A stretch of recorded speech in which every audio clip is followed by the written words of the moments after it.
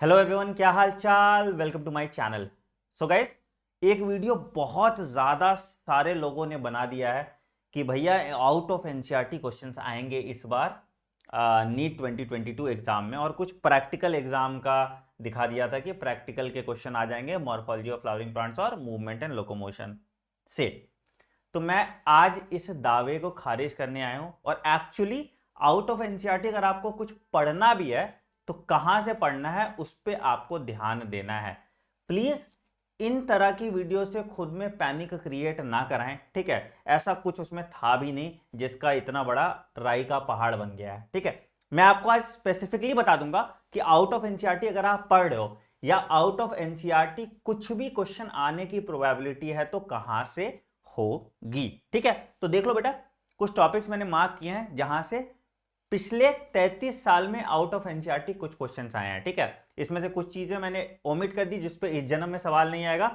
कुछ चीजें हैं जिसपे रिपीटेटिव सवाल कभी कभी आ जाते हैं, उन टॉपिक्स को मैंने यहां पे डाल दिया। जैसे कि जेनेटिक मटेरियल पे सवाल आ जाता है, जैसे आप देखोगे ना, कॉलीफ्लावर मोजाइक वायरस में डबल स्टैंडर्ड डीएनए है, कहां पे सिंगल स्टैंडर्ड आरएनए है, जैसे प्लांट वायरस एनिमल वायरस, तो यहां पे इस पे सवाल आ जाता है, ठीक है। दूसरा स्टेनिंग टेक्निक पे सवाल आ जाता है। स्टेनिंग टेक्निक जैसे जेनस ग्रीन माइटोकॉन्ड्रिया को स्टेन करने के लिए, है ना, फिर कार्मीन क्रोमैटिन को स्टेन करने के लिए। तो वैसे कौन कौन से स्टेन है, बोलोगे ये सवाल सर क्यों आता है, क्योंकि ये एनसीईआरटी एग्जाम्पल में दिया इसलिए ये सवाल पूछ लेते हैं, ठीक है। फिर टाइप्स ऑफ क्रोमोसोम, जैसे डिप्लोटीन क्रोमोसोम जो है तुम्हारा लैम्ब्रस क्रोमोसोम हो गया तुम्हारा, और पॉलीटीन क्रोमोसोम जो तुम्हारा हो गया सलाइवरी ग्लैंड क्रोमोसोम, तो वो आ जाता है। फिर आपने माइक्रोट्यूब्यूल और माइक्रोफिलामेंट पढ़ा होगा, उसके बीच का होता है एक इंटरमीडिएट फिलामेंट, उस पर सवाल आ जाता है। चेक पॉइंट पे सवाल आ जाता है, G1S checkpoint, G2M checkpoint, NCERT में नहीं दिया, इस पे सवाल आ जाता है। कुछ जेनेटिक डिसऑर्डर जैसे हंटिंगटन कोरिया, क्राइडू चैट, इस सब पे सवाल आ जाता है जो एनसीईआरटी में नहीं दिया हुआ है। Criss cross inheritance pedigree analysis में बहुत हेल्पफुल होता है, और साइटोप्लाज्मिक इनहेरिटेंस, माइटोकॉन्ड्रिया इनहेरिटेंस पे सवाल आ जाता है। इकोलॉजिकल पिरामिड बहुत डिटेल में एनसीईआरटी में नहीं दिया है, किसमें स्पिंडल शेप्ड है, किसमें कैसा है, तो उस पर सवाल आ जाता है।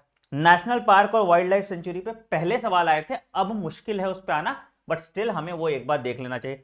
अर्थवर्म और फ्रॉग मैं आपको कल करा दूंगा एक डिटेल लेक्चर में, उस पर सवाल, फ्रॉग पे तो एटलीस्ट 2017 में सवाल आया था, 2019 में सवाल आया था, और पिछले साल भी एक सवाल फ्रॉग पे आया था। डीपीटी पे सवाल आता है, डीपीटी आपके एनसीईआरटी में नहीं दिया, वाटर पोटेंशियल दिया है बट डीपीटी नहीं दिया, बट डीपीटी पे सवाल आता है। Mechanism of opening and closing of stomata पे सवाल आता है। नाइट्रोजन फिक्सिंग बैक्टीरिया के सारे नाम एनसीईआरटी में नहीं दिए हैं, तो उन पे सवाल आता है। वाइटामिन पे अब सवाल नहीं आता, इसलिए उसमें दिमाग नहीं लगाना है आपको। हॉर्मोन्स ऑफ जीआई ट्रैक्ट पे सवाल आ जाता है, ठीक है। एंथेसिस पे सवाल आ जाता है। टाइप्स ऑफ ओव्यूल पे एक का दुक्का सवाल आपने देखा होगा। फर्टिलाइजेशन पे डिटेल में आपको समझना चाहिए, एक्रोसोमल रिएक्शन कैसे होता है, कॉर्टिकल रिएक्शन कैसे होता है, वहां से सवाल आ जाता है। टाइप्स ऑफ एक्स पे एल एसिथल एक्स वगैरह सब पे सवाल आता है। एम्ब्रियोनिक डेवलपमेंट पे सवाल आता है। एसटीडीज, वायरल एसटीडी कौन कौन से हैं तुम्हारे, फिर बैक्टीरियल एसटीडी कौन कौन से, इन सब पे सवाल आता है। और गेमीट्स पे न्यूमेरिकल, जैसे जेनेटिक पे न्यूमेरिकल पे सवाल आ जाते हैं। तो अगर तुम लोग गुजारिश करते हो तो मैं संडे को इन सब का एक मैराथन करके एक दिन में इसको निपटा दूंगा। अगर तुम गुजारिश करते हो, अगर मुझे 3000 प्लस कमेंट्स आ जाते हैं, थोड़ा मेहनत तुम भी करो, सारे काम मैं ही थोड़ी करूंगा, तो मैं संडे को एक सीरीज में ये सारे टॉपिक्स कवर कर दूंगा। इनसे क्या क्या सवाल आए हैं वो सवाल भी कर दूंगा। तो मैं थ्योरी प्लस क्वेश्चन एक मैराथन में संडे को खत्म कर दूंगा। बट मुझे लगना चाहिए कि 3000 बच्चों की कम से कम रिक्वायरमेंट है, तभी मैं इतना टाइम दूंगा, ठीक है।